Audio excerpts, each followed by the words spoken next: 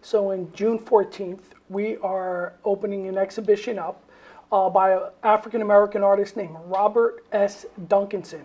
Robert Duncanson was born in 1821 in upstate New York and eventually found his way by the age of 19 in Cincinnati, Ohio. Robert Duncanson's family roots come right back here to the Fredericksburg, Stafford area, which is fantastic. I mean, it's just amazing. I was able to figure it out in my 20 years of research. And all evidence now points to Colonel James Duncanson of Fredericksburg, who was actually, I believe, one of the founding signing members for incorporating Fredericksburg into a town. So Charles Duncanson, Robert Duncanson's grandfather, eventually finds his freedom and heads to upstate New York. And Robert is born up in the Fayetteville area. And Robert's great achievement is becoming one of the leading painters of the day in the 1840s and 50s in the United States. And it's lost to history. He's in many, many, many newspaper articles throughout the entire United States, from Galveston, Texas, to Charleston, South Carolina, all the way up into Boston, Maine, New Hampshire, and so on. But Duncanson, interesting. The first information ever turned up on the artist where he actually painted the South. Now, I'm not talking Kentucky, which borders the Ohio River where Duncanson lived. I'm talking he went to the deep South, as far south as Chattanooga, Tennessee. But the first piece of evidence was a newspaper article written in the Asheville Messenger in 1850.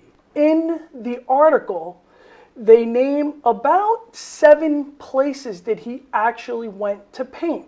He then obviously takes his sketches and goes back to Cincinnati, Ohio, and completes finished paintings. But what's important about this trip is his connection to a gentleman named A.O. Moore. And A.O. Moore was a very important American abolitionist. And he came from probably the most important abolitionist family in the United States. A.O. Moore married William Greene Jr.'s daughter. And Robert Duncanson, coming south in the 1850s with A.O. Moore, he came down here to point important pathways to the north. There are going to be over 25 paintings in this exhibition showing Duncanson's work, mostly before the Civil War. And the sad thing, it's been completely ignored by our American scholars from both museums and educational institutions. I am now going to reveal it because I've been waiting a long time to tell this story. I've worked on it for 20 years, and that's where we are now. Brunk Auctions in Asheville, North Carolina had a painting come up for auction called Asheville. And it was owned by Robert Brunk himself.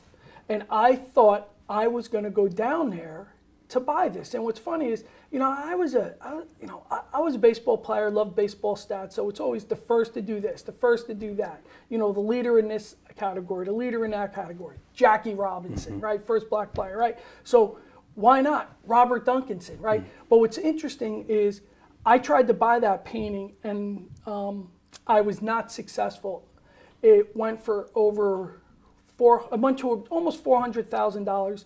It was eventually purchased 2 months after the sale by the Greenville County Museum of Art, where it sits today. There was a painting in the office of Rob Brunk's office, which was a second Duncanson. And he said that would be up in a later sale. January of 2005 or 4, I can't remember off the top of my head, that painting came up for sale, and I purchased it. And that was the beginning of my quest for Robert Duncanson. And now it has just been a long, almost 20 years to the day, that I've been researching this artist.